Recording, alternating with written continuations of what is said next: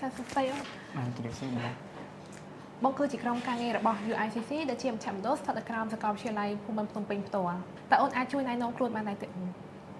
បាទជម្រាបសួរបងខ្ញុំឈ្មោះសារីមឆារិតបច្ចុប្បន្នគឺជានិស្សិតដែលរៀននៅក្នុង Department វិស្វកម្មជីវសាស្ត្រនៅលើជំនាញវិស្វកម្មនិងបច្ចេកវិទ្យាអាហារនៅក្នុងមហាវិទ្យាល័យវិស្វកម្មនៃសាកលវិទ្យាល័យភូមិន្ទភ្នំពេញបងចា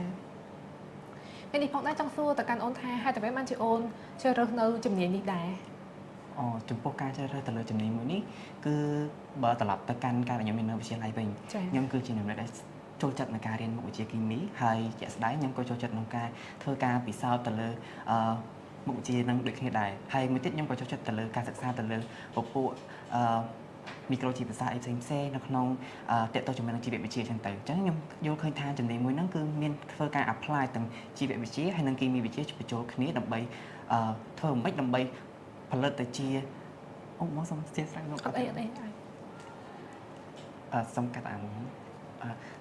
បកត្រឡប់ទៅកាន់ការដែលខ្ញុំរៀននៅវិទ្យាល័យវិញកាលពីមុនខ្ញុំគឺជាមនុស្សម្នាក់ដែលចូលចិត្តសិក្សាទៅលើមុខវិជ្ជាជីវវិទ្យាហើយនិងគីមីវិទ្យាដោយខ្ញុំយល់ឃើញថាជំនាញដែលខ្ញុំជ្រើសរើសហ្នឹងគឺធ្វើការមានការ apply ទាំងមុខវិជ្ជាទាំងពីរហ្នឹងបញ្ចូលគ្នាដើម្បីសិក្សាហើយគោលបំណងធំបំផុតក្នុងការសិក្សាទៅលើមុខវិជ្ជាជំនាញមួយហ្នឹងគឺធ្វើការកែច្នៃទៅលើវត្ថុធាតុដើមដែលមាននៅក្នុងស្រុករបស់យើងដោយសារខ្ញុំយល់ឃើញថាក្នុងប្រទេសរបស់យើងហ្នឹងគឺជាប្រទេសមួយដែលពឹងផ្អែកទៅលើវិស័យកសិកម្មហើយវិស័យកសិកម្មទៀតសោតហ្នឹងគឺវិជាកសិកម្មរបស់យើងក៏ជួបប្រទះនៅបញ្ហាច្រើនទីមួយដូចជាតាក់ទងជាមួយនឹងទីផ្សារទៅលើផលិតផលកសិកម្មរបស់គាត់ហើយទី2តាក់ទងជាមួយនឹងតម្លៃរបស់វាជួនកាលមានទីផ្សារដែរក៏ប៉ុន្តែតម្លៃអាចនឹងធូរថ្លៃឬក៏តិចតួចចឹងទៅអាចធ្វើឲ្យពួកគាត់ជួបប្រទះនៅវិបត្តិទាំងអស់ហ្នឹងអញ្ចឹងខ្ញុំចង់ឃើញចង់ចូលរួមចំណែកមួយក្នុងការទៅអភិវឌ្ឍទៅលើវិស័យមួយហ្នឹងដោយខ្ញុំអាចយកជំនាញមួយខ្ញុំដែលខ្ញុំរៀនហ្នឹងទៅធ្វើការអភិវឌ្ឍដោយធ្វើការកែច្នៃទៅលើវត្ថុធាតុដើមដែលមាននៅក្នុងស្រុកស្រាប់ហ្នឹងដើម្បីផលិតវាទៅជាស្បៀងអាហារឬក៏ផលិតវាទៅជាវត្ថុអីផ្សេងៗដែលអាចបំពេញនៅតម្រូវការនៅក្នុងស្រុករបស់យើងកាត់បន្ថយការនាំចូលពីខាងក្រៅប្រទេសដូចជាស្ដែងអញ្ចឹងនៅពេលបច្ចុប្បន្នយើងកំពុងតែកាត់បន្ថយនៅការនាំចូលពីប្រទេសជិតខាងអញ្ចឹងទៅអញ្ចឹងវាជាឱកាសមួយសម្រាប់ពួកខ្ញុំដែរក្នុងការ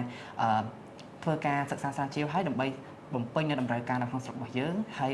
ពង្រីកនៅវិសាលភាពទៅលើគុណភាពចំណីអាហារនៅក្នុងស្រុករបស់យើងផងដែរបងចាតើនៅពេលដែលអូនសិក្សាជំនាញនេះអូនមានជួបផលវិបាកអ្វីខ្លះដែរ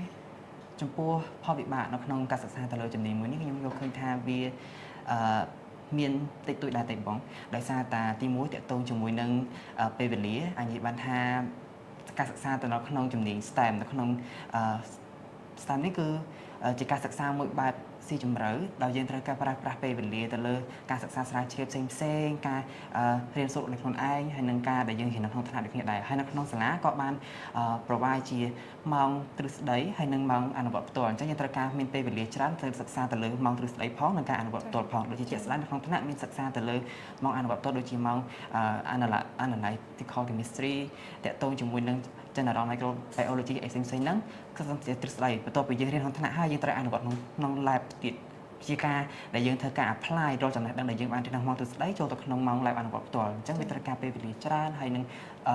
ការសិក្សាទៀតសោតក៏ត្រូវការប្រើប្រាស់ទៅលើភាសាអង់គ្លេសច្រើនដោយសារតែយើងជាជំនាញ honor program អញ្ចឹងយើងត្រូវការសិក្សាទៅលើភាសាអង់គ្លេសហើយភាសាអង់គ្លេសហ្នឹងជា barrier មួយសម្រាប់ថាជាសម្រាប់សិស្សនិស្សិតតែទូទៅដែរបងដោយសារតែភាគច្រើនយើង